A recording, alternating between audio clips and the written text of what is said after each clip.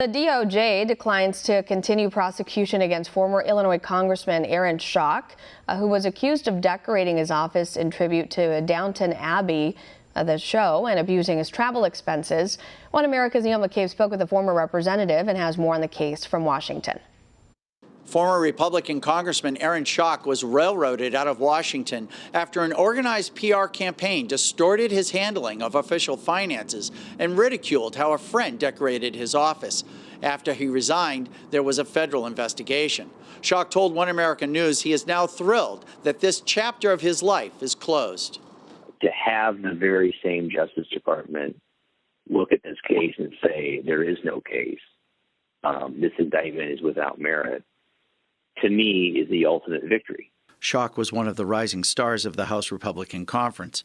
Elected in 2008, he was its fifth top fundraiser and one of the founders of the party's Young Guns recruiting program for congressional candidates. At age 32, Schock was a deputy whip, had a coveted seat on the Ways and Means Committee, and as the 2014 chairman of the National Republican Congressional Committee dinner, raised a record $15.1 million. It all came to an end in the spring of 2015, when Schock was targeted by an all-out media assault. The congressman's lifestyle and office decor were scandalized. Congressman Aaron Schock, known for his magazine cover, then his renovation of his Capitol Hill office, inspired by Downton Abbey. Capital offense!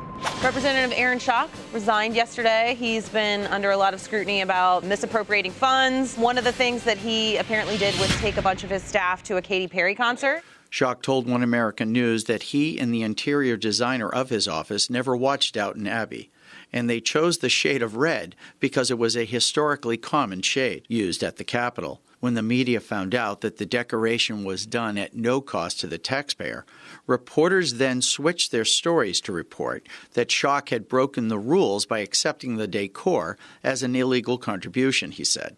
These stories were being generated by outside forces. This was not just investigative journalism. We now have emails from a Dem research firm to the press people saying, we've been hired to push these stories on Mr. Schock.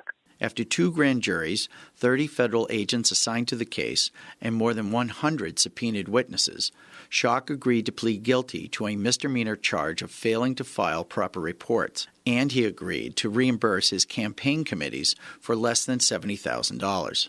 As he looks to a possible return to public life, Schock said he did not want to speculate as to who was behind his downfall, but as Schock built up his career, rivals took notice. Rivals such as Democratic Senator Dick Durbin and then Transportation Secretary Ray LaHood. Schock told One American News he would not connect the dots regarding Ray LaHood, but LaHood was the district's congressman before he joined President Barack Obama's cabinet. After Schock's resignation, his son, Darren LaHood, won the special election for the seat. Neil W. McCabe, One American News, Washington. Want to see more videos like this? Click on the link below and subscribe to One American News on YouTube. And call your cable provider and kindly demand that One American News is added to your lineup. Call and subscribe today.